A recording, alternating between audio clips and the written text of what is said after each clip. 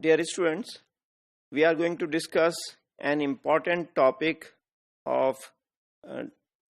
deposit management. This topic is known as profit equalization reserve. As we know that Islamic banks are also working under state bank supervision and they have to follow the same regulatory framework with other conventional banks are following. Second point is that Islamic banks are still a small fraction of total banking sector and they are competing with well-established and large-size conventional banks. ان بنیادوں پر Islamic banks اگر اپنے profit distribution میں conventional banks کے profit سے بہت زیادہ مختلف ہوں تو اس میں سسٹم میں انسٹیبلٹی آنے کا امکان ہے. یہ دو طرح سے ہو سکتا ہے. If they give a smaller ratio of profit then there is chance that Islamic banks will lose their customers and customers will move towards conventional banks.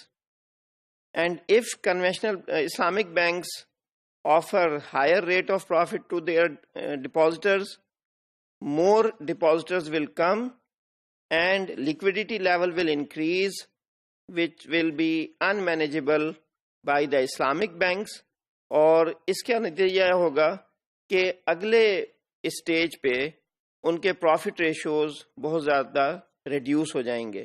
یہ دونوں ہی چیزیں اسلامک بینکنگ انڈسٹری کی ہیلتھ کے لیے نقصان دہ ہیں, جس کی بنیاد پہ اسلامک بینکس یہ کوشش کرتے ہیں کہ ان کا پروفٹ ریشو کنونشنل بینک کے ریٹ سے زیادہ مختلف نہ ہونے پائے.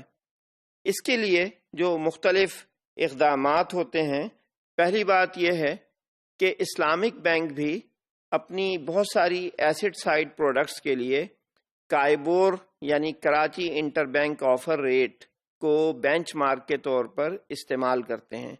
یہ وہ ریٹ ہے جو کنونشنل بینکس بھی اپنے لون ایشو کرتے ہوئے اپنے کلائنٹ سے انٹرسٹ چارج کرتے ہیں. تو اس کے نتیجے میں اسلامی بینکوں کو جو آمدن حاصل ہوتی ہے اپنی انویسٹمنٹ سے, وہ تقریباً اتنی ہی ہوتی ہے جتنی کنونشنل بینکس کو حاصل ہو رہی ہوتی ہے.